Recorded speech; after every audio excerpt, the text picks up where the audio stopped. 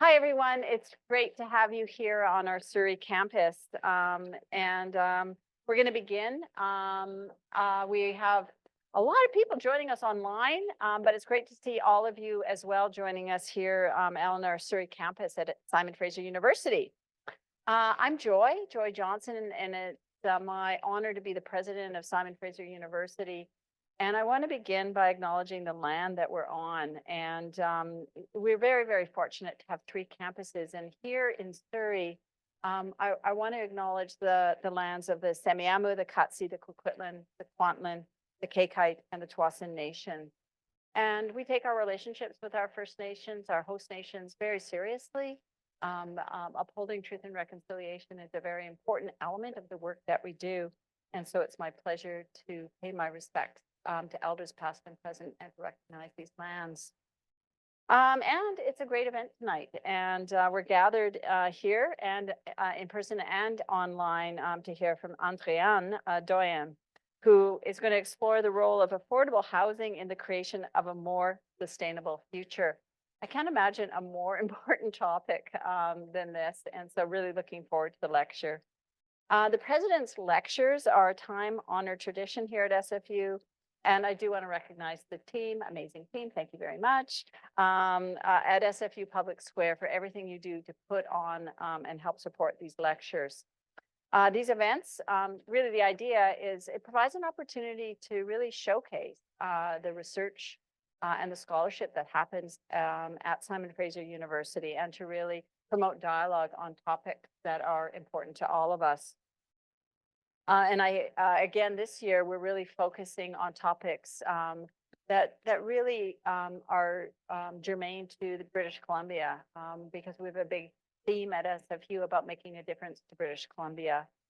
And I have to say that as a researcher myself, I recognize that from time to time, university researchers can sometimes not translate their work or engage with the public to the degree we really want them to.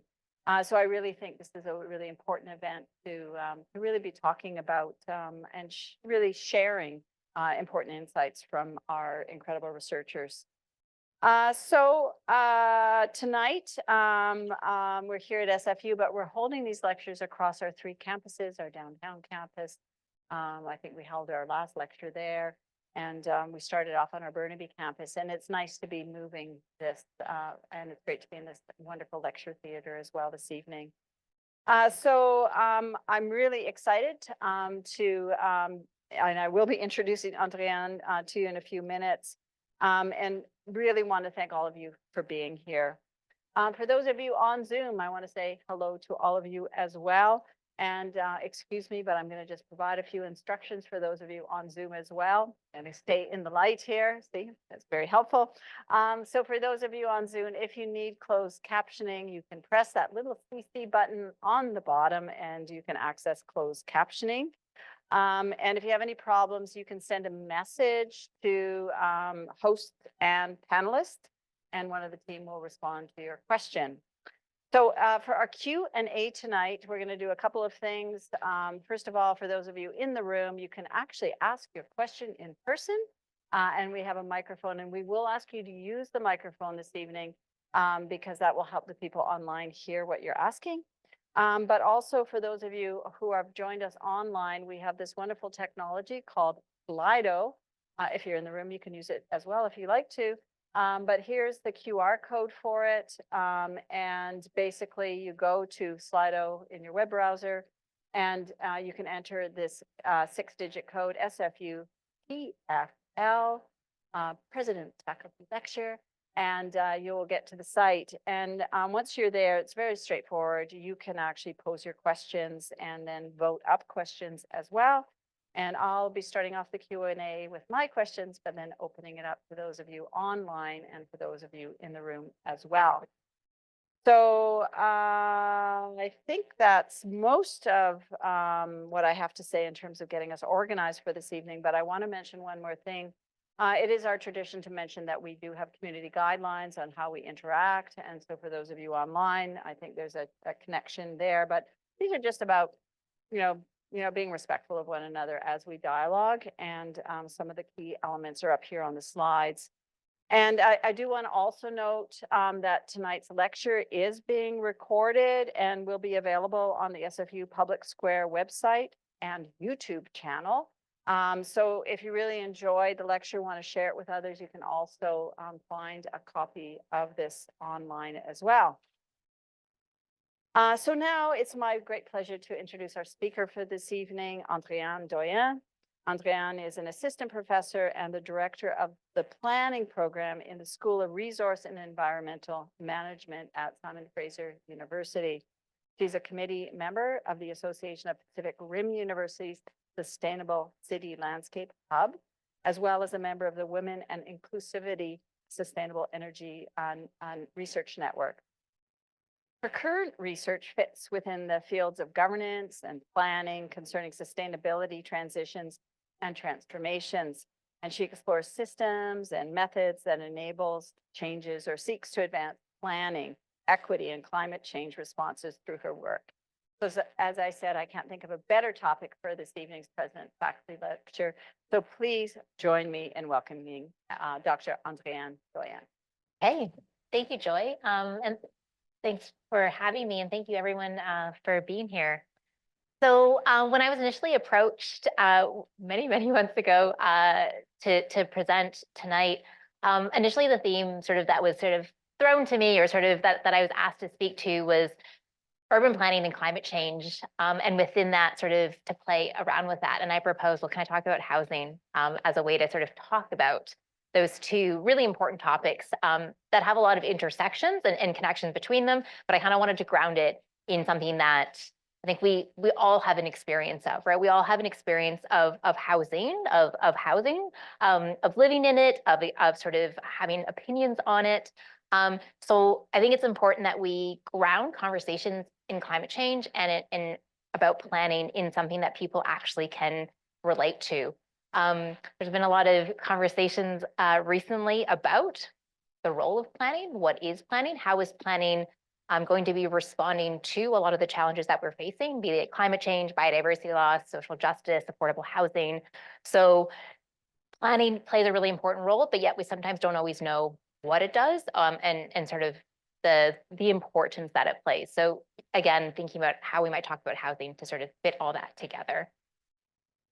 And so I want to start us off with this quote that I really like by Jenny Donovan. So Jenny is an urban designer who specializes in post-disaster landscapes and situations. And she writes, imagine two earthquakes occur, one in an uninhabited desert and one in a city. The earthquakes or the events might be similar, and then of the same depth, duration, and magnitude, but the outcomes or the situations that arise are likely to be very different.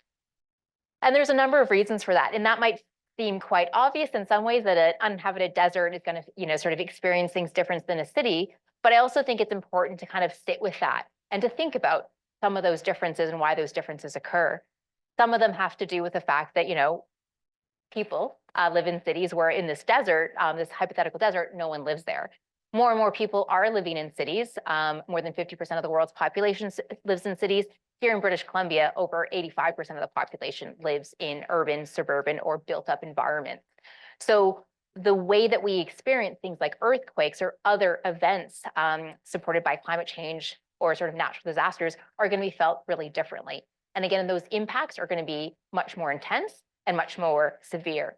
And in particular, one of the reasons for that is because of the built environment and the infrastructure that exists in our cities and in our human settlements more generally. And in particular, what we often think about when we're thinking about planning in response to these events or these these moments of crisis, or thinking about how do we prepare for the to be more robust or more resilient, we think about not only infrastructure, but critical infrastructure. And critical infrastructure is defined in a number of different ways, but it includes the assets, systems, and networks that provide for functions necessary to our way of life.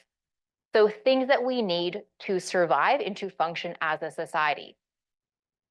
Critical infrastructure are also essential for the functioning of not only society, but things like our economy, our governments, and other types of things that help us function as a society, move forward, things like national security, health, and things like that. Critical infrastructure can be a standalone, it can be a bridge or a building, but it can also be something that connects across different territories, be they transportation systems or communication systems. So we spend a lot of time thinking about critical infrastructure. Again, if you're a planner and you're thinking about climate change, maybe not on the day-to-day basis for most folks, but this is one of the major reasons why that earthquake or that event is so different in cities.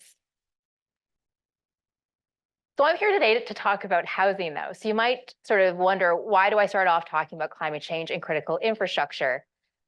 And for the most part, housing is not thought of as infrastructure, and it's certainly not thought of as critical infrastructure. But I would really like us to think differently about that. Could we, in fact, think about housing as infrastructure? Housing is necessary to sort of support the functions that are necessary for everyday life.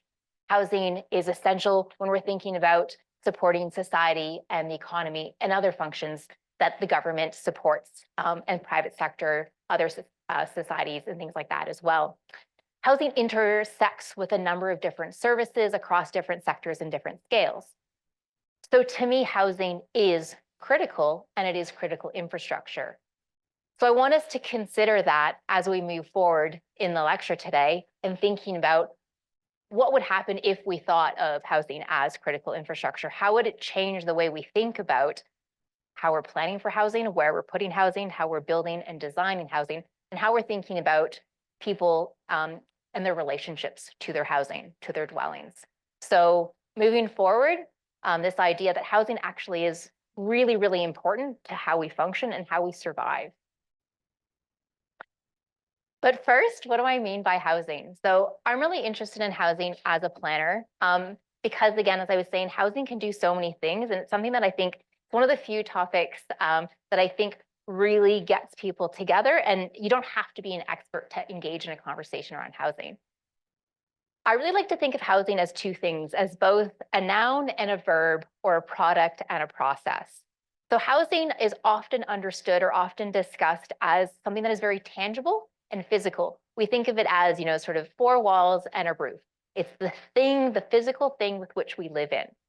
But it's so much more than that. And if we really think about housing as a verb or as a process, it is something that provides people with a place to sleep, eat, relax, be safe, and conduct multiple aspects of our daily lives. As an activity, again, as a process, it helps to support and it corresponds to both our social and our physical needs as humans. So housing can be understood in different ways. We can also think of it as being in a system or a system. And what I mean by that is that housing connects us to a variety of different things.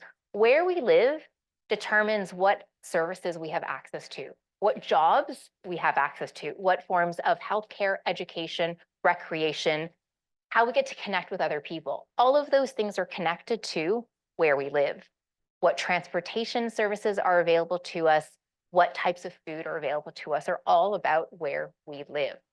So it's really important to think about how that connects. And that's really connected much more to the idea of the process. But if we think of housing as a product, as well as within a system, we can begin to think about not only housing, but how it connects to other services like utilities, energy, water, but also the materials with which housing are constructed from. So we begin to see how housing connects across so many different things and can be understood in a variety of different ways, which again makes me sort of really love housing as a topic of research, but also again as a way to think about how we might move towards a more sustainable, just, and climate resilient future. And so when we're thinking about housing as well, I want to sort of emphasize the importance of housing and the importance it can play in our lives to improve our quality of life and our access to different services as well, but also the important role housing can play. First, this quote by the United Nations Declaration of Human Rights. So housing is considered a human right by the United Nations. And in particular, they talk about adequate housing. And this is housing that it needs to be more, again, than the four walls and a roof. So more than just that idea of that noun or that product.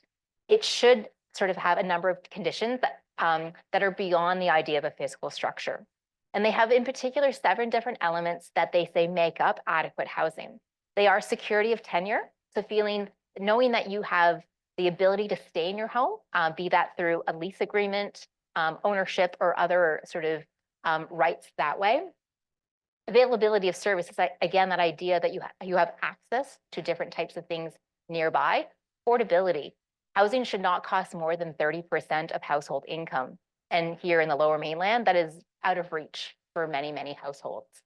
Habitability. Is the housing built to the climate and to the conditions which you live? During the cold snap that we experienced, I guess a week ago, we had to roll beach towels and stuff it under our front door just to try to limit some of the cold air coming through. So here, a number of folks don't live in housing that is necessarily built for that -10 to -20 degrees. So habitability is really important as well, but is it appropriate to where we are? Accessibility, people with different types of access issues and impediments, are they able to access housing and their own homes and things within their homes? Location, not only thinking about access to services, but are these locations safe? Do they have good air quality and other types of things? And then cultural adequacy. Are the homes appropriate and adequate for the different types of cultures, different types of societies that exist? So anything from multi-generational housing to having housing with different types of places to cook and clean and things like that. And again, so when we think about housing, why it is so important, as Joy was saying early on, is that we are really needing to think about how we're responding to issues of housing affordability and the increasing housing affordability that we're experiencing in the Lower Mainland, but across the province. We have a number of cost of living challenges, more and more things like cost of energy, fuel poverty, which is where people are making decisions to withgo something else just to be able to heat or cool their homes. Impacts of quality of life. The quality of your house directly correlates to your health and your well-being and your productivity and your happiness and your mental health. So having an adequate home really is important to sort of the whole person and the whole health. And more, we're needing to think about the appropriateness and to see if our housing are really adequate in a changing climate. And more recently, the United Nations Special Rapporteur on the right to adequate housing came out and began talking about how we really need to be thinking about adequate housing within the light of the climate crisis and how we're really thinking about, should this be an 8th element that we should be considering? Are our homes prepared for a changing climate? Are they robust and resilient enough? But also thinking about the risk and vulnerabilities that our homes are facing. So in British Columbia in 2021, we experienced a number of climate crises, and it cost the province sort of billions of dollars in terms of thinking about what they needed to repair. It also cost the economy this sort of at over $10 billion as well. 2023 was the most expensive year for wildfires, and sort of we experienced here in this project, in this province, the largest amount or the most it was the most destructive of all wildfire seasons we have to date in terms of recorded history. But of that, we also need to be thinking not just of those ideas of those traditional critical infrastructure and sort of the millions or billions of dollars that it either is going to cost or has cost us. In West Kelowna, which is one of the areas that was negatively or really badly affected by the wildfires, 70 homes were damaged. And for the West Bank First Nation, 20 homes were lost.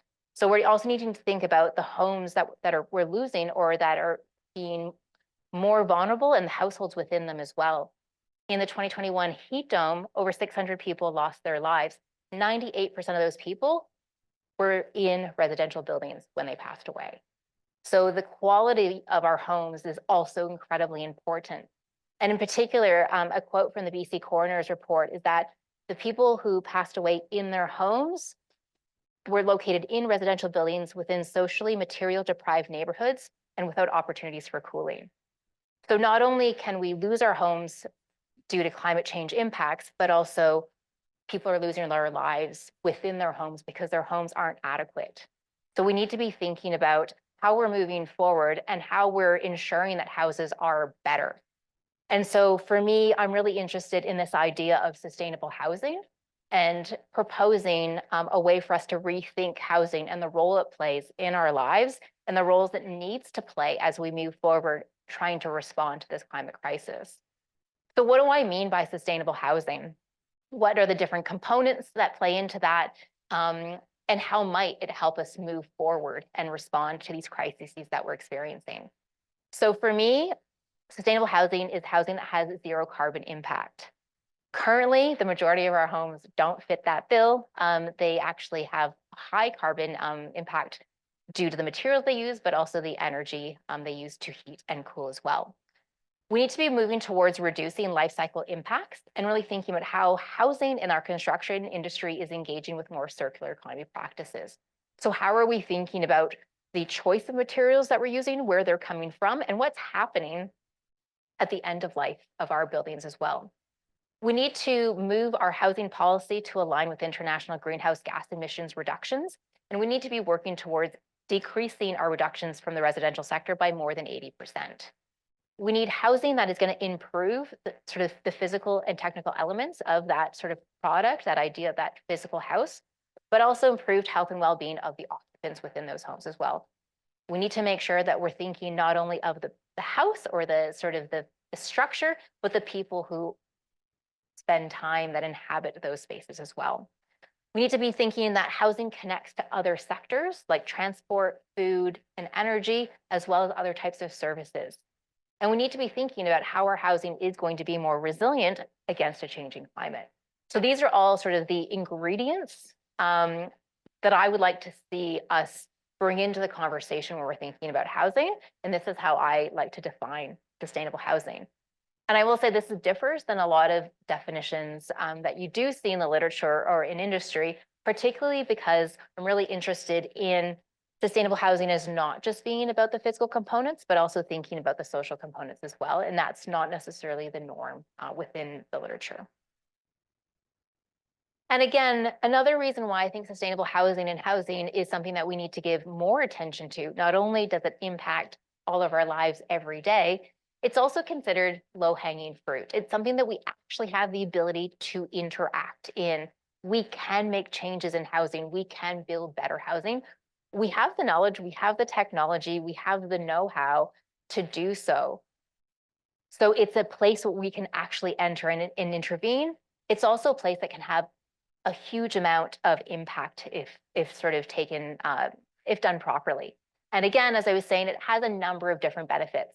If you live in better quality housing, you're going to have better quality of life outputs. You're going to have lower environmental impacts. So we really need to be thinking of the house and housing as a more nuanced idea. And we need to be thinking about all the benefits for society if we build better housing as well. And here, this recently came out last week by Efficiency Canada. And here they projected that building to net zero reduced household spending by $3 billion per year. Why? Because inefficient buildings are not affordable in the long run. And I think this is really important too, because we often think about housing, particularly in this country, as an investment. And we really think about the cost of entry into housing. So how much does the house cost right now? We spend a lot less time thinking about how much money it will cost to run the house, manage the house, heat the house, maintain the house. So this is really getting us to consider a longer lifespan of the house and not just thinking about that initial purchase price, but the longevity of that house over many, many years, but also thinking about that price point differently, not just the price of the house to buy it or to rent it, but how much is it going to cost to live in that house? And that becomes really important as well. And really important, again, to think about in an affordable housing crisis as well. This quote here is from a resident from a social housing project in Manchester in the UK.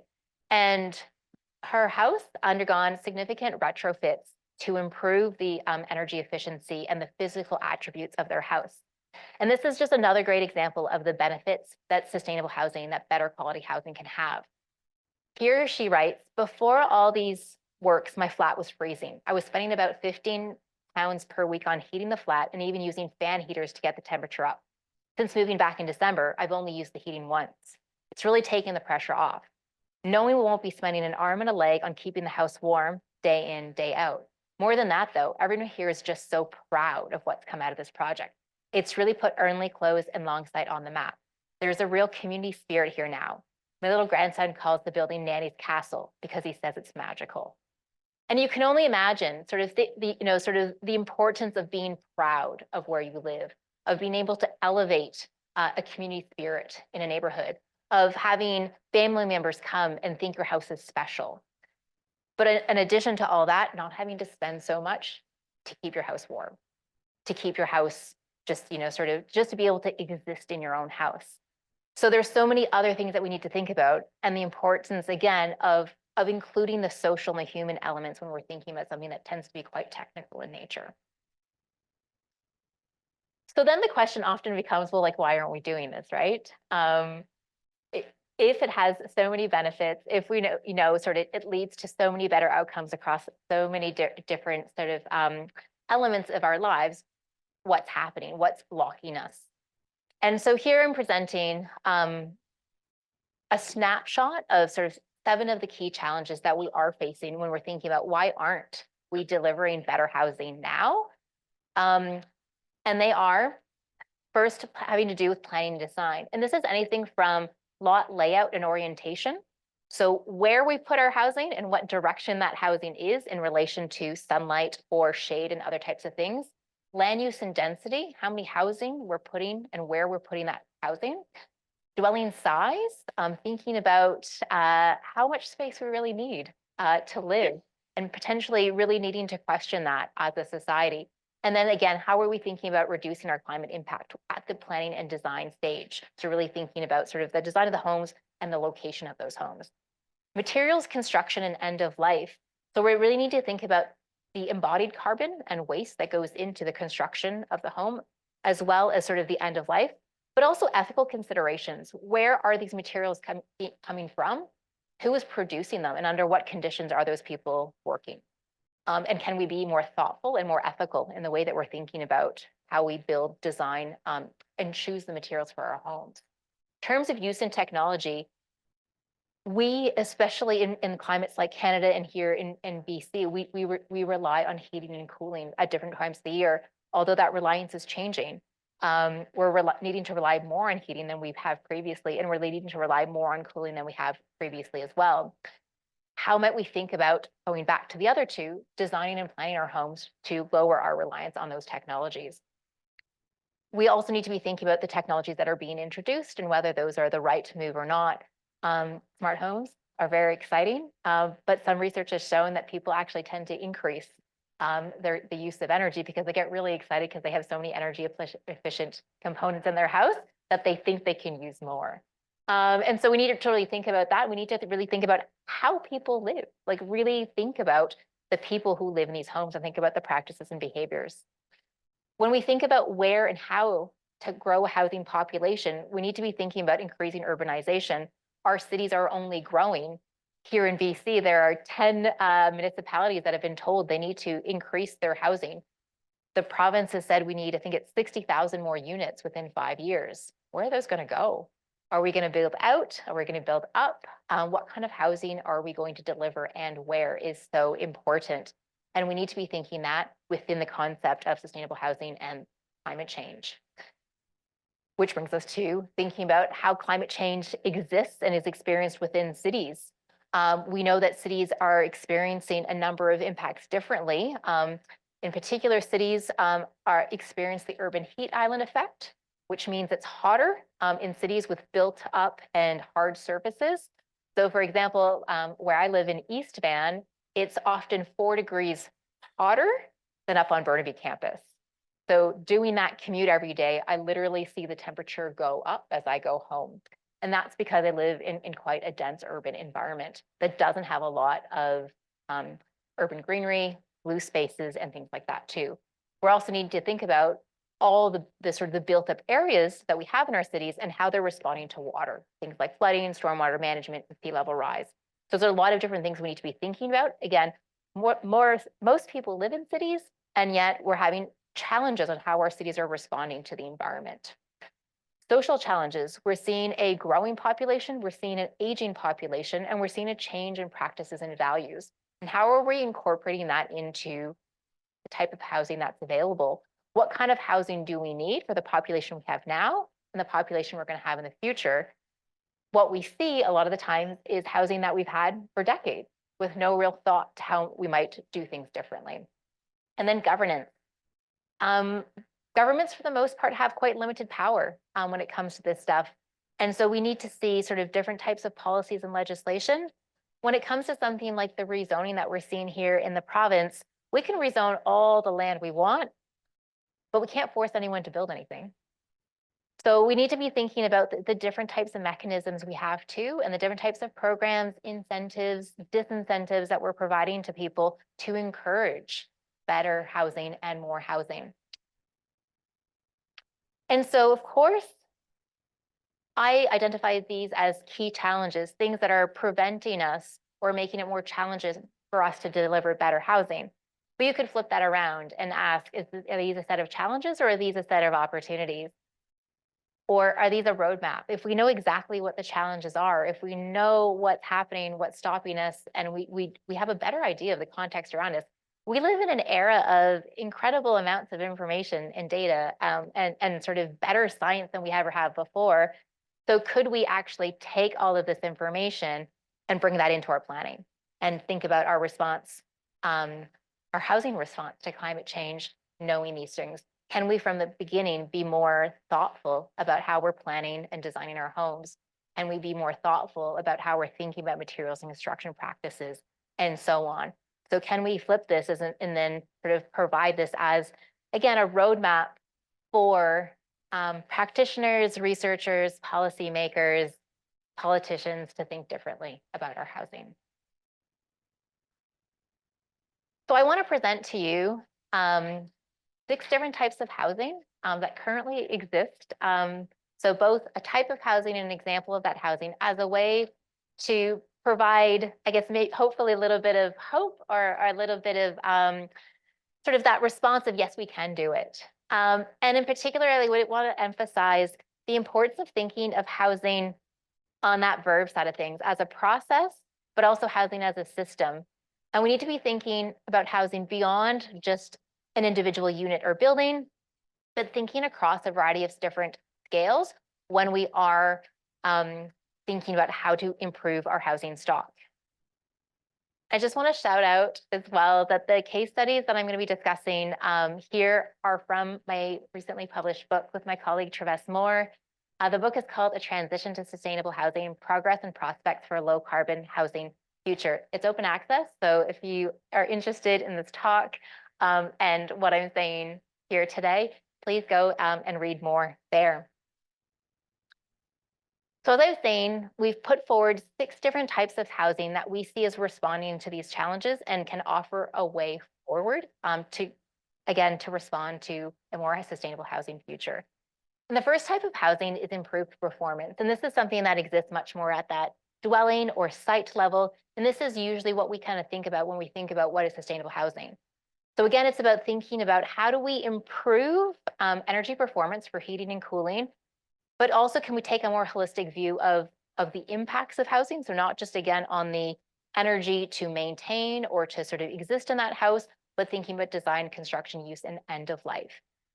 We need to improve performance in order to be able to achieve zero carbon emission goals that we have globally by 2050. And again, we need to do this by sort of anywhere from 80 to 100% in reductions. Housing has not really played a big role currently in working towards reducing our carbon impact, and we need to do that better. We need to do that sooner. So what is it going to take for us to do this by 2050? And so this example here, Ernley Coast, is Nanny's Castle. So this is a social housing development in Manchester where they retrofit 32 units to Passive House standards. So Passive House is a housing certification that initially comes from Germany. And Passive House is really about having a high performance housing with little to no technology or sort of mechanical systems. So the idea is to build a house to the highest quality possible, where you basically don't need to heat or cool it because the insulation is so good. And that's what they did. They took these units and they improved the quality of the space. So it helped reduce the amount of heating these people needed to in terms of how much they were needing to heat and the cost of that. And they did that primarily through air tightness and through different and newer materials. There was obviously a number of social and financial benefits, like energy savings, but also in a number of the interviews that were done with residents as they moved back into these flats was also an increase in productivity. People were less sick. They were less likely to have to miss days from work, less likely to sort of need to go to the doctors and things like that. So having a higher quality home and improved performance really benefited the human health and well-being of the occupants. Another type of housing that we sort of look to see as a way forward, or as a way to think about, again, an option in our toolkit as we think about how to respond to these crises, is thinking about smaller housing. So in places like Australia and the US, Canada as well, the average size house has only increased over the last few decades. And in particular, in these two countries, the average size home is well over 2,500 square feet, which is quite big, much, much bigger than where I live. And we're seeing this trend across a variety of different locations as well. And this might seem obvious, but the bigger the house, the more resources you need to build the house, as well as heat and cool that house. So what if we built smaller homes? Can we think about our homes differently? Through improved design, quality, and performance, we can have really good homes that are going to use less resources, that are going to rely on less resources to heat and cool. And we're going to be able to be more flexible within our existing built environment and think about where those houses are located. There's a lot of social movements around smaller housing or living small as well. Everything from the tiny home movements to thinking about raising your family in apartments, to a number of different sort of ideas around gentle density. Here in Vancouver, laneway houses, I'd say, are quite prominent and well known, but they're actually not sort of popular worldwide. In fact, they were only just approved in Burnaby last year. So while the city of Vancouver has been doing this for, I think, well over 15 years, it has not sort of received the uptake elsewhere. In places like Australia, most residential neighborhoods don't have secondary suites at all. There are no basement suites. There are no accessory dwelling units. So the idea of thinking about how are we going to put more housing into existing neighborhoods, laneway housing is a way to think about that. How do we use existing infrastructure, existing neighborhoods? How do we create new housing within existing social fabrics? And how do we think about getting people in smaller homes? And in particular, what's important about thinking about smaller housing is the relationship to planning and what is allowed. And that's coming back again to some of the things that are being discussed here locally and at the provincial level, is this desire to increase density within our existing neighborhoods. But some of the policies and legislation make that really, really hard, which is one of the reasons why we're not seeing more of that happening. The next type of housing is shared housing. And shared housing can exist in a variety of different ways. And of course, one way to think about shared housing would be, living with roommates. But there's a lot of other ways to think about this as well. And at sort of the scale, we see this at the neighborhood scale as well as the dwelling and site. And here it's about thinking about how do we take advantage of shared amenities, shared infrastructure, shared spaces to lower our footprint, so to allow our homes to be smaller, but also an opportunity to sort of respond to a lot of loneliness and social isolation that we're seeing increasing in many cities, Vancouver being one of them. Vancouver consistently ranks as one of the most loneliest cities in the country. There's also an opportunity to create more affordable housing through more shared opportunities. And so again, this idea is to find ways to have individual sort of units with shared facilities or shared or other types of amenities together. And a really fascinating example of that is from Australia. So most of the time when people think about shared housing, they tend to think of co-housing, where co-housing is people live in their own units and then they share facilities. And a lot of it has to do with sort of ideas of community and shared meals and shared spaces. Nightingale is kind of like an in-between co-housing and a normal apartment building. What you need to understand, though, is in Australia, apartment living is really, really rare. Like, it's not part of sort of everyday living or sort of the way that society thinks about where people should live, the way that is here. it is kind of seen as the thing you only do at a certain phase of your life and then you move on. And here, Nightingale Housing was really developed as a way to sort of push against the status quo and the business as usual idea of what you should live in and where you should live. So it was really this idea of how do we reimagine the apartment building to show people that you can in fact live in apartments as a family, sort of in different life stages, and that apartments actually can offer a number of different benefits that you might not get in a single family neighborhood. Nightingale Housing was developed by a number of architects who came together and who wanted to do things differently. And they even are now at the stage where they both design and develop the homes themselves. So they've been able to cut out the developer, which makes a big difference too. And the design of the buildings are really focused on sustainability and an idea of reductionism. So they remove a lot of materials and a lot of components of apartments that are deemed to be quite normal as a way to not only cut costs, but also materials as well, and therefore environmental impact in your environmental footprint.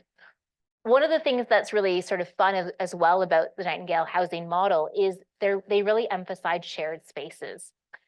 And as an example, in these buildings, no one has laundry in their unit. There's shared laundry facilities, but they're put on the rooftops. So they have these beautiful rooftop gardens, these communal spaces with big barbecues. Australians love their barbecues. They have these barbecues and these gardens, and then next to that, you do your laundry. And people talk about sort of maybe the first couple times, it's a bit, sort of weird to wash your underwear beside your neighbors. And then eventually it just like, you lower your barriers. And you get to know your neighbors so much more quickly. And they've created these opportunities for people to engage with each other on a daily basis and really move towards creating a sense of community. The next is neighborhood scale housing. So we're really thinking about the opportunities beyond the dwelling in the site to think about opportunities for efficiency in what you can do when you're building larger scale housing. So this can range from a variety of different sizes and scales, but we're really thinking about multi-buildings when we're thinking about this, and an opportunity to combine resources and to coordinate efforts. And we can see things like being able to access different types of heating through district heating across an entire system, thinking about different waste collection, water, water storage, water treatment on site that you can only do at a certain scale. And it really is also responding to this idea of what does it mean to plan for a more compact, walkable environment that is discussed in its sort of 15 or 20-minute city ideas. And another local example here, this is from Dockside Green in Victoria. And this was a brownfield redevelopment site. So what that means is that there was something else on it before. So we usually talk about brownfield or greenfield. Greenfield, there was nothing. We say nothing, but it usually is some sort of environmental or agricultural land use. And brownfield can be anything from industrial, commercial, or residential beforehand. And so there was 15 acres along the harbor that was redeveloped for a residential neighborhood. And sort of at the scale with which Dockside Green was developed, there was an opportunity where they could include a wastewater treatment plant, a biomass plant, electricity meters, and sort of think about the scale of opportunities as well to introduce car co-op memberships on site and other types of amenities that exist. This development was also designed with a lot of sort of leading ideas of the time, thinking about lead neighborhood development, thinking about smart growth principles. So a lot of theories and certifications that exist in the architecture, planning, and urban design world were used to think about the design of this space. So we're needing to think about as well, how can we go big and how do we use those opportunities to respond and offer different types of things that we can't do at the individual site level. The next is circular housing. So this is kind of moving in addition to the improved housing and spending a lot more time thinking about the end of life of housing. For the most part, while houses can, sort of be built and last for 100+ years, a lot of our housing actually lasts for only about 50 years. So are we thinking about how we're designing and building those houses? Do we have that in mind for what we're going to do when we tear that building down, that house down? So can we think about the whole life cycle of that building? Can we think about the materials that are going in? where they're coming from, what they're made from, and how we might think of, sort of again, closing the loop at the very end. So sort of moving away from a linear model. And this is really helping us to connect as well, not just to the house, but thinking about the industry and sort of all the different stakeholders, again, thinking about that house as a system, where we're thinking about all the different sectors and all the different things that come to make homes.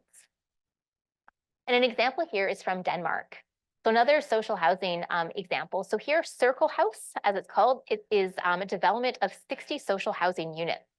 And so what they did here when they were thinking about what materials, how they're being used, and looking for efficiencies, they developed these typologies of housing using sort of the same 6 concrete elements to ensure really quick construction time. Because this is also really important when we're thinking about how fast it takes and all the materials that we use. So we want to be efficient in the construction. So the planning design becomes really important. So they designed these to be able to be built quite efficiently and to be sort of configured to different sizes. But even more so, more than 90% of the materials can be disassembled and reused at a high value. And that high value is actually really, really important. A lot of times when you dismantle homes or you dismantle buildings and you want to reuse those materials, they're actually used at what is considered to be a low value. So they can be used for decorative features or for furniture, but they very rarely can be used for construction purposes again. So you've lowered the availability of uses of those materials. So here they've ensured that the most of the materials actually can be used for much higher use, which helps us in the long run of thinking about how many new materials we need to use for future construction. And so the last type of housing, or the last type of element, is innovative finance. So something that we need to address when we're thinking about building better homes is how are we going to pay for them? We're already in a position where we're concerned about being able to build homes, period, to be able to afford homes at all. And here I am going on and on about how we need better homes and they need to be built, with better materials and better design standards.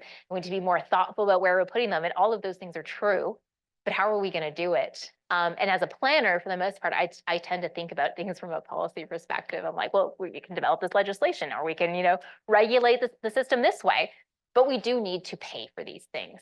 So it's really important to think about different ways that we can do that, and the different ways and how different countries and how different financial systems are looking to do that.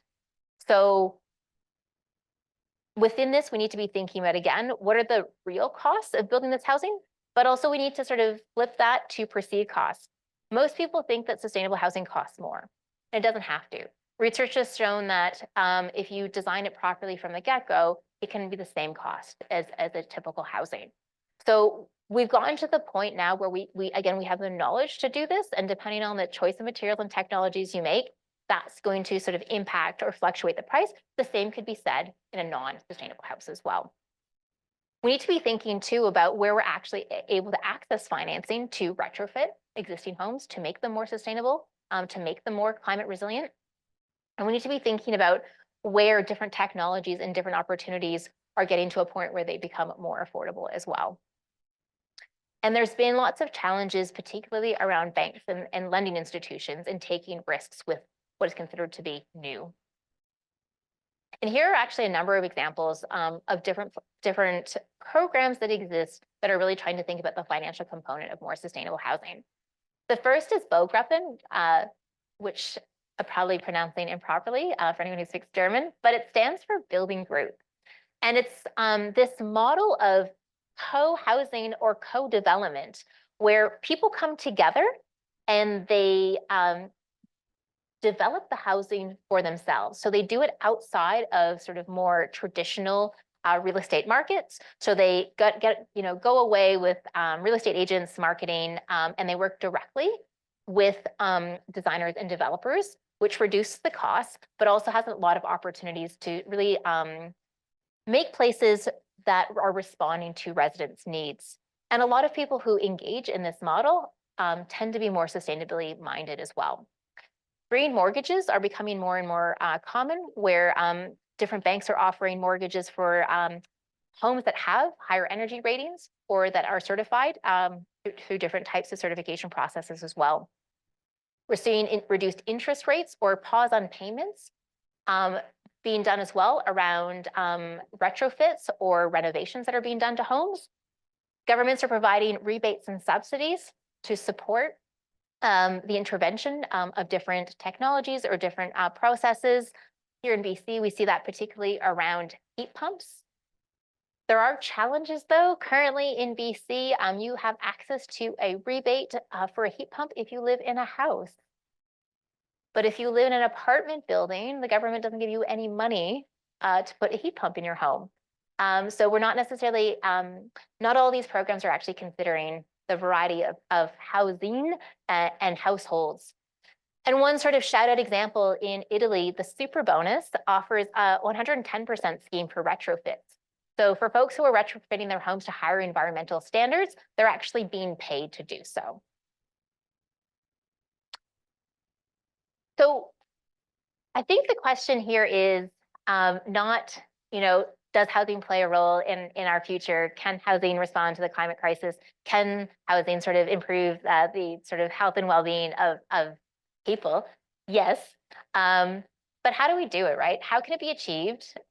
Over what time frame? And how do we ensure that no household is left behind, right? So how do we ensure that if we're going to provide these subsidies and rebates and these opportunities to access funding, that that actually is going to a wide variety of people or the people that really need it?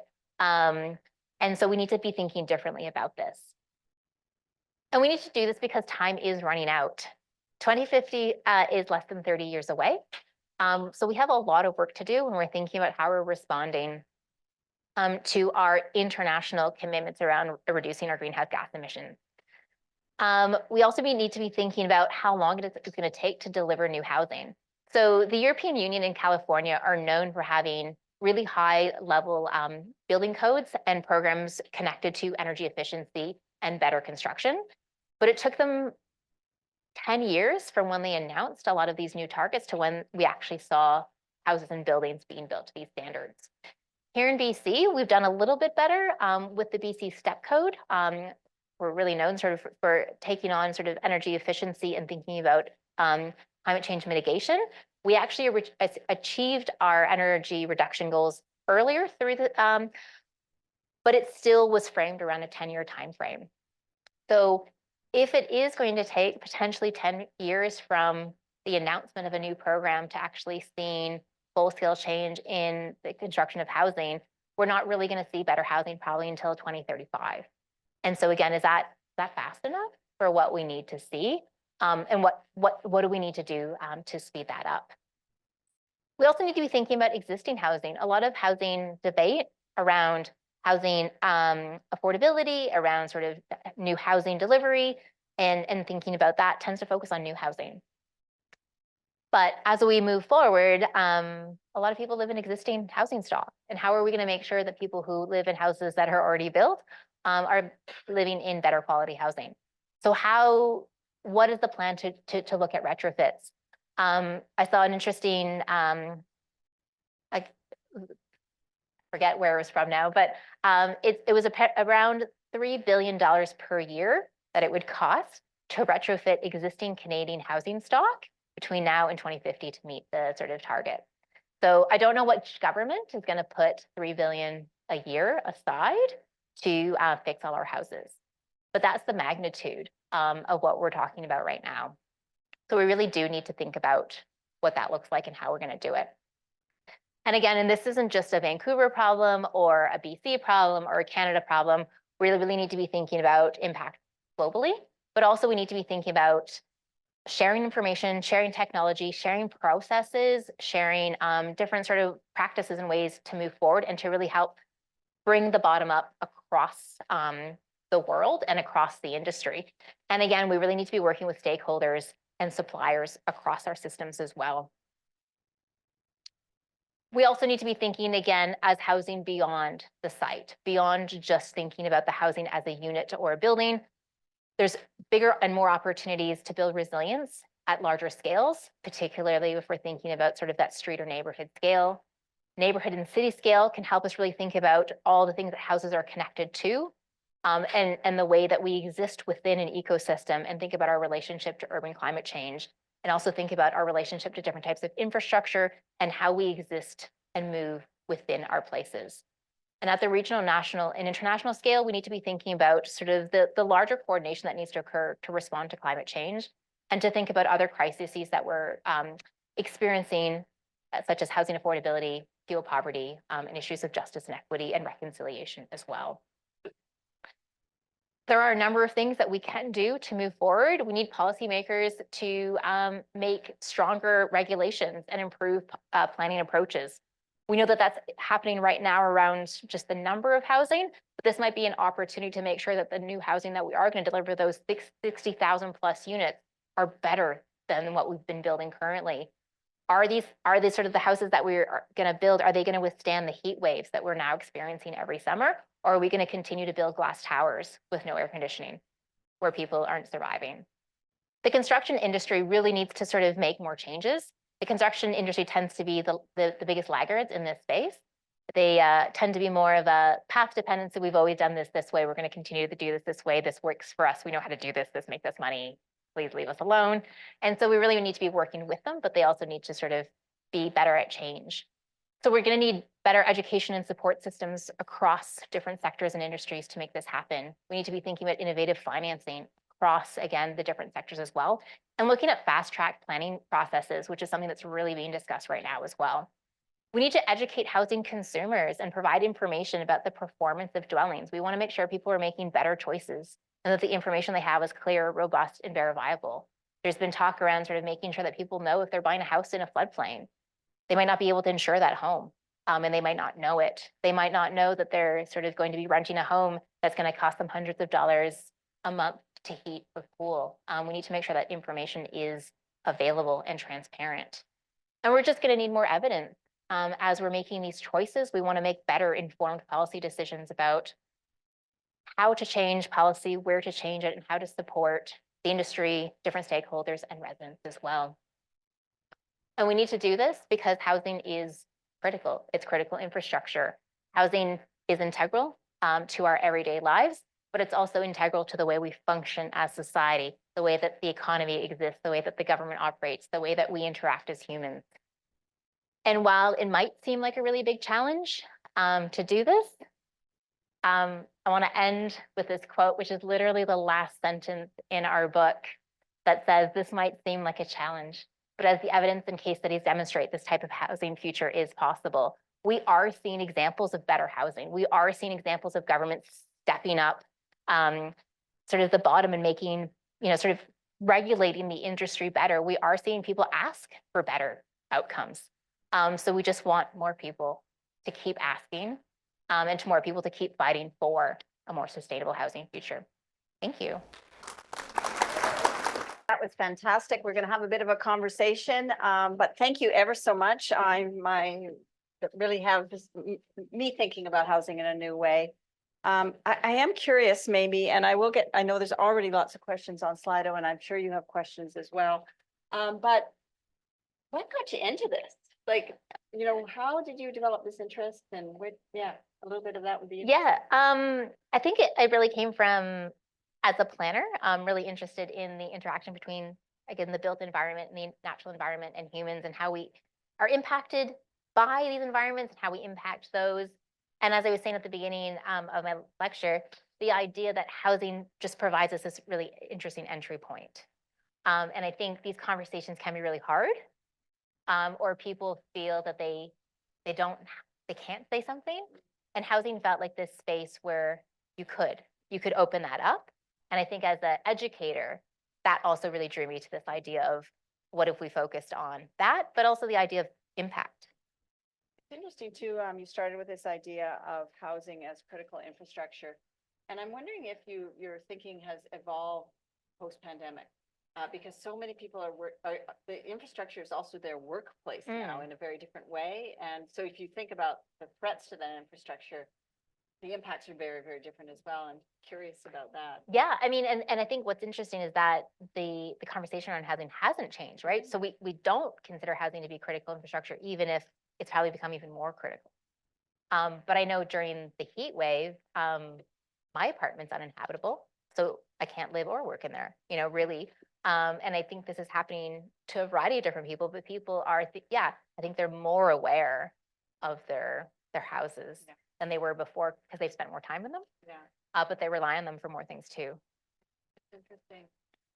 Yeah, and challenging. It's, you know, the other comment you made toward the end really stuck with me. I remember I was at some kind of round table on housing, and the comment was made that the housing industry is one of the industries where there has been the least innovation.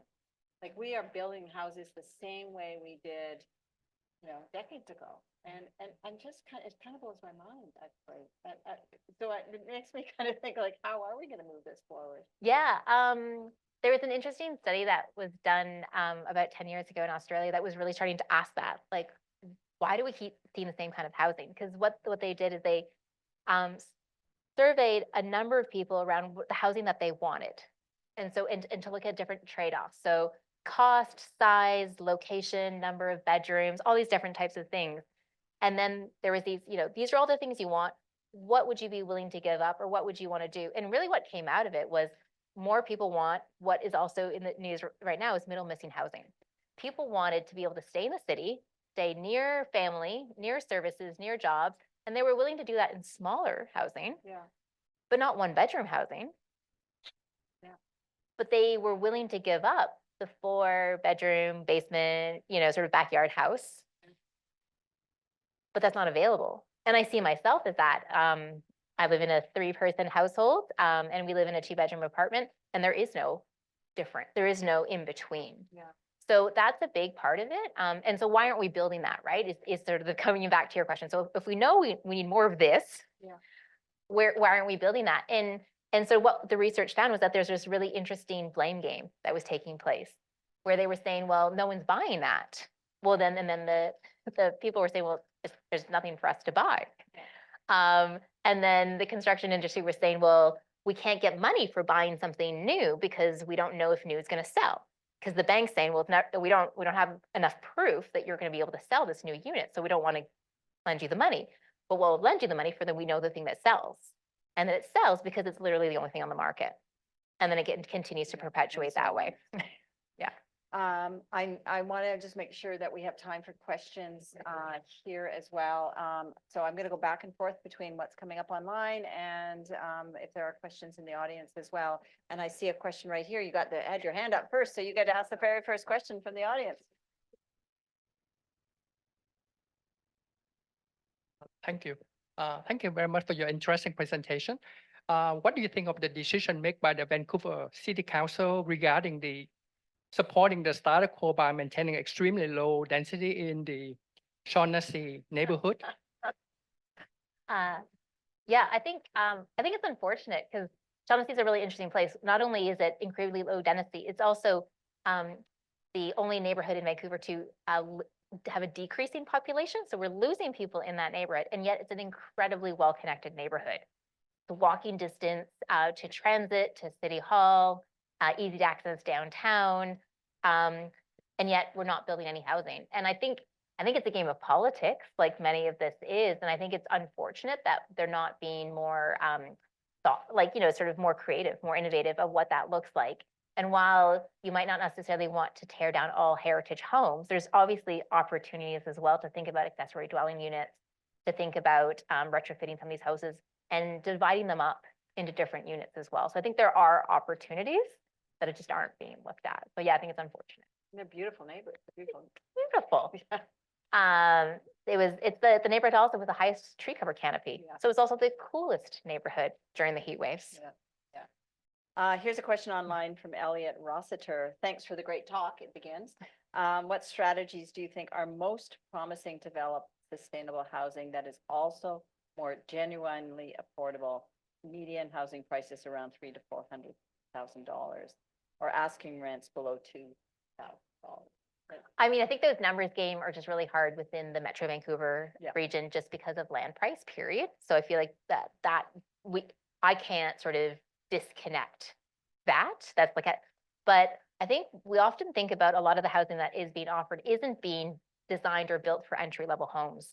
So a lot of the design choices, a lot of the material choices are actually built at a higher price point. Yeah. So that's one of the things that we are seeing. Opportunities to take advantage of economies of scale. So thinking about opportunities to think about different types of infrastructure, heating, water, cooling, We could take more into account of these sorts of things, thinking about the size of apartments, shared facilities, but also the design. A really well-designed small home is going to function and be used way better than something of the same size that's not thoughtful for multiple people to live in. There's a lot of things that we can do in terms of design and materials that we're not doing to keep price points down. Yeah, it's so interesting, in North America and Australia as well, this fascination with very big houses and the need to own a house instead of living in other types of housing. You go to Europe, it's a whole different. Questions here. I'm gonna go to the back and then I'll come here to the front. Yeah. Because you need to get your steps in. There we are.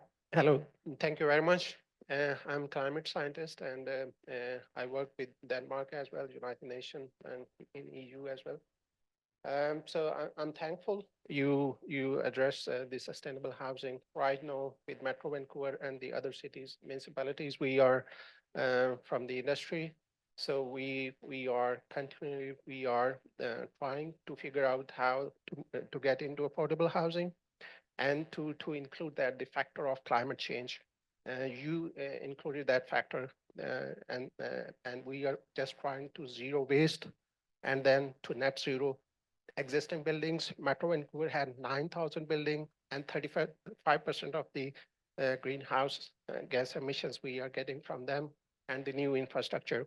So so because I'm from industry and the university, so we are really willing that the university somehow the experts they can come up with, because you can have more research on the latest technologies and some kind of things. So the idea sustainable housing to link with affordable housing and the existing and new infrastructure. So somehow the industry and academia platform where we can be a little bit more progressive, more we can guide the policymakers, because most of the times in committees, we found out the universities input from the universities is a little bit, we are not getting somehow.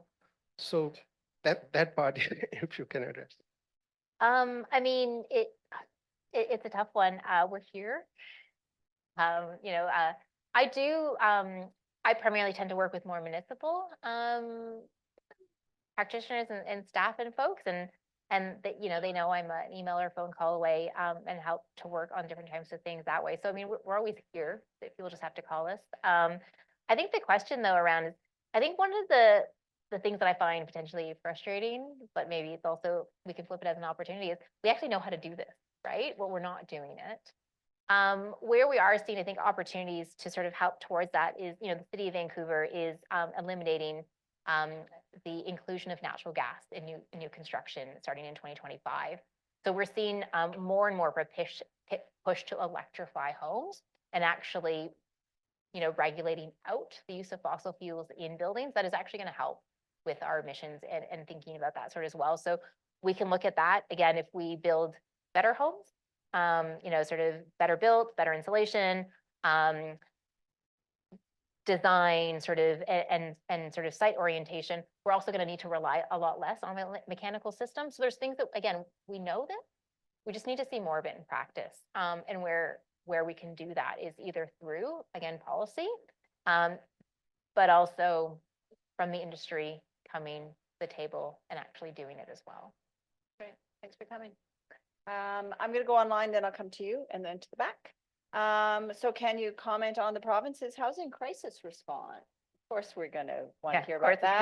Coming up. Bills 44, 46, and 47. And is this plan going to deliver sustainable housing? Are you encouraged, discouraged?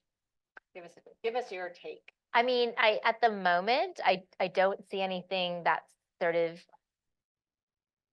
really encouraging in terms of the sustainable housing. The focus is really like we need to get housing. Yeah. And there's, I think, this tension around urgency of responding to the affordable housing crisis. And also, I would say, the urgency that we're also on the climate side. So we want to respond to climate change right now, and we need to deliver more housing right now and hopefully more affordable. Yeah. Can we do both? But also maybe can we step back just even for a short minute and go, oh, could we do both?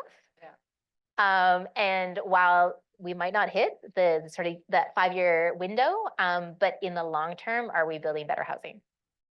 And that's, I think what's not happening is this, because of this urgency, there's these different portfolios and these different priorities aren't being discussed together. So I'm kind of, I think that's unfortunate that we're not taking the time to go, is there a way to be more systems thinking and more nuanced about literally the tens of thousands of houses we're going to put out, and if we're going to put, terrible housing, is that really going to improve our situation? Such a good point. So I think there's opportunity again, but I'm not super optimistic Yeah. at the moment.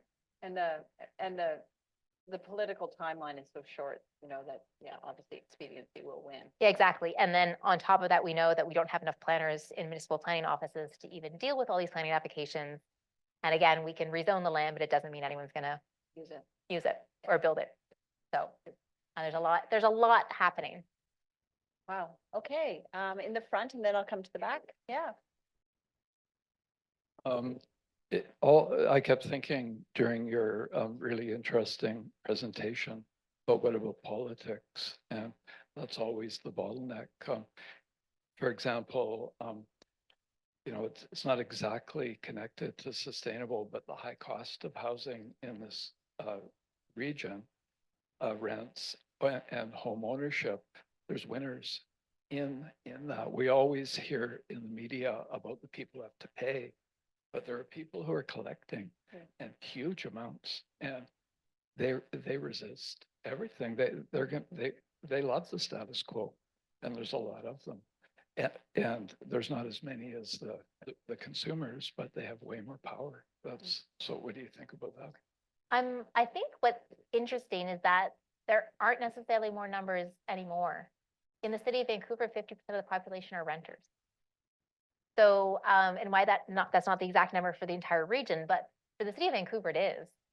I think where you hit the nail on the head, though, is that question of power, right? So, homeowners having more power, having more social capital, having more money, having more ability to engage in local politics, but it's no longer a numbers game. Yeah, and it becomes really challenging. I know in the town where my parents live, a small town in Alberta, which is also experiencing a housing affordability crisis, a lot of renters are reluctant to go speak at at council meetings because their landlords or their bosses are against a lot of these sort of changes or these developments, and they're worried about, again, either their livelihoods or their shelters. So that's happening. What do we do about it? What we're seeing here happen in BC is changes to the way public hearings are being delivered, where if a development application aligns with the official community plan, does not need to go for public hearing anymore.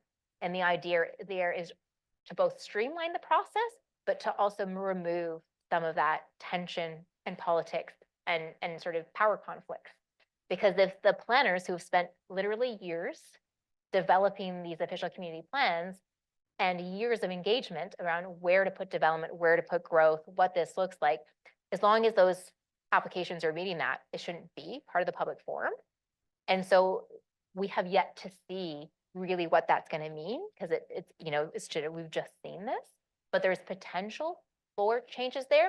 The also thing that we're going to see is with the new zoning coming down from the province in terms of increasing density around transit centers, so either SkyTrains or bus depots or other things, that's something that is going to be outside of what can be discussed at a local level, in addition to sort of the zoning of residential neighborhoods to increase the number of units too. So we'll see if that's going to change the conversation, but I think it's too early to tell, but it definitely is an issue. Interesting. Question online: how important are trees, vegetation, and the urban forest canopy for sustainable housing? Does the urban forest qualify as critical infrastructure? Officially, or like in terms of most, no, but I would be on team yes. I think it is really important. So again, the relationship between things like urban greenery and urban forestry and our quality of lives in cities and our quality of life in our homes are directly connected. Again, Shaughnessy, tons of tree cover canopy, very cool. Yeah. So they survived the heat dome and the subsequent heat waves very well. Downtown East Side, Hastings Sunrise, and Marpole did not fare so well. Yeah. Those are the three neighborhoods with less tree cover canopy and also lower socioeconomic. So for sure, there's a relationship there. There's also a need to be thinking about, I think, the trade-offs and tensions around increasing density and what that means in potential in terms of losing urban forestry. The city of Victoria on Vancouver Island has a really strong tree cover canopy bylaw, where they have a plan where they're looking to increase housing density, but it has to be done so while maintaining existing tree cover canopy. So this is again an opportunity for planning to come in and try to balance out that system. We want more housing, but we need to keep these trees Yeah. and to offer mechanisms and tools for that to happen. And I think we need to be thoughtful on how we're doing that. How are we protecting and maintaining our trees, supporting biodiversity in our cities, because we do live with other species and entities, and how do we also increase housing? So we need to be thinking of that in terms of what we're doing. But then again, coming back to, could we put more housing on existing footprints? Can we build up? Can we build down? You know, what else can we be doing? But it's a relationship that we need to focus on more. Again, coming back to that idea of rethinking about climate change and housing supply, trees should be part of that. At the back, there's a question. Yeah. Does this work? Can you hear me? Yep. This was great. I learned a lot. What I want to ask you about is, housing is such a complicated topic, and I'm glad what you're addressing is important, but, there's monetary policy, immigration, demographics. There's so much that accompanies this, right? How does one learn about all of this to come to, an informed decision when they're at the ballot box or when they're buying housing or when they're, speaking at a municipal council event or a council meeting, right? Not just as an average person, but then the policymakers, the developers themselves. Like, it's so Yeah. much, Yeah, right? it is. It's funny, before you kept going, at first you're like, how does someone learn all about this? And at first I was going to say, do a planning degree. Because you have to learn all of those things in planning school. And then you kept going and I was like, oh, we can't make everybody do a planning degree. Maybe we should. Maybe it should be a prerequisite if you're going to be a minister in this portfolio, if you're going to be a counselor. I think you're right. It is very tough. How do you ensure that people have this information? I think when we're talking about politicians, either at the local or provincial or even federal level, we really have to hope that the people that are advising them are educated across these different platforms and sort of do have access to this information. I think the challenge is where you said, when people are going to the ballot, how do they make informed decisions about something that is so complex, but also I would say not just in the voting process, but I think that's so important because the people we vote for impact policies around housing and immigration and the environment and things like that. But also, how are you making choices as a housing consumer? Be that as someone who's buying or renting a home too, how do you know? And so I think we need to make a lot of this information more transparent and more available. I'm really interested in sort of how we think about this from an equity and justice perspective. And this makes me think about what we refer to as procedural justice, which is thinking about people having the ability to participate in decision-making processes, but it also talks about the importance of having information that is accessible. And that information is accessible through a variety of languages, and it could be like literal languages, like is it in Mandarin, is it in Tagalog, is it in English, but also is it actually understandable to an average person? Is this information available and is it accessible? And what information do people need to have available that they can understand before they're making really, really big life decisions like voting for a new premier or buying a home? So more information is the answer. The question then is, are people actually gonna, read it, take it in and things like that? I think we need to work on our messaging, but you were right, complex. I would also say you should read Andréan's book. It's open access. It's open access. It's and open that means access. you It's just free get on for the everyone. web, Yeah. you can- Yeah, absolutely. Thought I'd give you a plug. Thank there. you. And otherwise, join the planning program. Yeah, exactly. Yeah. Two options. Two options. Yeah, fantastic. Online, in cities, there are municipal bylaws for heating but not cooling. Could the BC government legislate landlords to offer cooling above 26? So for older buildings, landlords need to use air conditioners or passive. Could they do this? Yes. Yes, there's the answer. And we're starting to see this in other jurisdictions. Yeah. Where they're having both heating and cooling bans, where basically landlords need to provide homes within a certain temperature band. So yeah, yes. Excellent. Okay, that was an easy one. At the back again.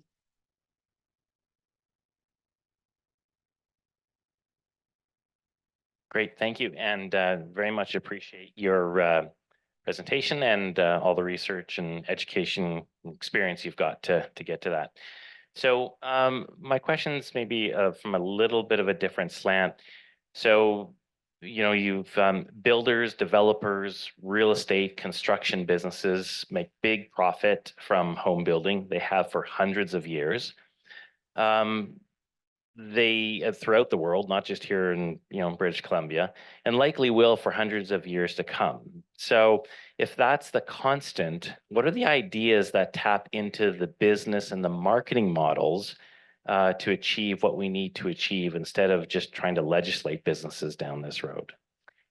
Yeah, a really good point. And where I'm, I guess, maybe excited or optimistic in that space is where we're seeing people like subvert the system or like do things outside of the system. So examples that I talked about, so Nightingale Housing, they don't work with a separate developer. They now develop on their own, and they cap their how much money they make.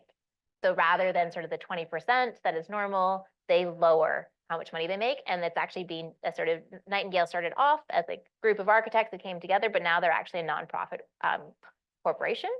So the money that they make off of all these developments goes back into the system, and they're able to offer more social housing units. And they also share everything from their housing developments is available online. And the idea is they want more people to be able to do this. So there's this idea of sort of moving outside of the system. Nightingale Housing is now so popular in Australia that they don't need to do any marketing. They don't spend any money on marketing because of the word of mouth that's gone out across this. The Bogruppen model that came from Germany is around the self-build, getting people to come together. And again, they do this and they're able to remove a lot of the costs that go into housing by removing real estate, removing sort of marketing, removing like a lot of those developer costs that go into that. So we're seeing this happen, and we're seeing this actually happen all over. Particularly, I'd say in like North America, Europe, Australia, New Zealand. So we're seeing more and more examples of things like that. Co-housing has had a revival in the last few years, partly to do with affordability, partly to do with sort of going outside of the system, but partly also to do with people wanting human connection. So we're seeing that. Is that going to be enough to tip the scales? Probably not. But we are seeing alternatives that exist, that are working. So I don't know. I'd like to see more of those. I'm excited that they do exist. I'm excited that their numbers are growing. That's really interesting. Yep. Last question. I'm conscious of the time, and I want to ask this question from Paul Benfield because he's from Carleton University, and I'm impressed that someone from Carleton University. Hi, Paul. Yeah, hi, Paul. Any thoughts on addressing affordability of urban housing and the threat of renoviction as older properties are renovated and retrofitted? Yeah, I think that's a really, really important topic because again, it's retrofitting our existing housing stock is going to be so important. And yet, particularly within the region here, there's really high levels of renovation. And I think I would look to the cities of Burnaby and New Westminster, both of which have really great tenancy rights around renovation, where if a building is renovated, the existing sort of residents have access to come back to those units for the same price that they had them before. And that's built into local laws and policies. So we're seeing municipalities actually take that on themselves. So I think we can learn from municipalities like that. I also think, again, if the government is going to be stepping up or should be stepping up, will step up and to think about funding some of these renovations, that they can do so and it's not at the cost of the landlord. which is actually again about improving the quality of life of all British Columbians. And sort of and ensuring that they do have security of tenure, which is also really important for adequate housing. Great answer. Thank you for that. This has been really interesting. I have learned very much, and the audience, thank you very much. You have really been giving us your attention. I appreciate that as well, and fantastic questions, both online and here this evening. And, you know, Andrian, thank you very, very much. And please join me in thanking Andrian for a fantastic. Thank you. So I want to just, I've got a few closing remarks, so please bear with me. And I have to say, I'm going to take away from tonight just a new way to think about housing and to encourage people are in my circle, and I encourage you to do that as well, to take the learnings from this evening and you know, move it forward. I think we can make a difference together.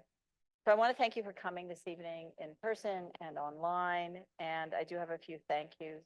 I want to thank the technical team. They've been crawling underneath the desk here. I really appreciate that, helping us out. And this is the group from Public Square, the amazing group, Janet, Seth, Gabrielle, Silvana, Nola, Gabrielle, Sophia, and Ina, as well as our wonderful volunteers this evening. Thank you for the work that you do and helping to move this production forward. And I really hope you enjoyed this evening's talk. We have another President's Faculty Lecture on February 13th entitled Transformative Justice, a Revolutionary Praxis for Reducing Anti-Trans Sentiment.